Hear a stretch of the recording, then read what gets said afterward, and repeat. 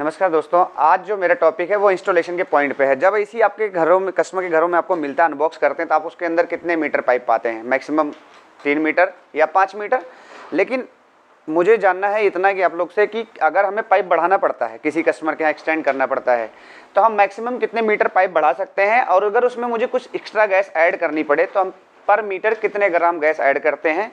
अगर इसकी जानकारी आप लोग कमेंट बॉक्स में दे सकते हैं। अगर आपको इसके बारे में वीडियो चाहिए, प्रॉपर वीडियो चाहिए, तो आप लोग कमेंट सेक्शन में ज़रूर लिखें ताकि हम इस पर आपको वीडियो बना के एक्सप्लेन कर सकें, समझा सकें। ठीक है, धन्यवाद।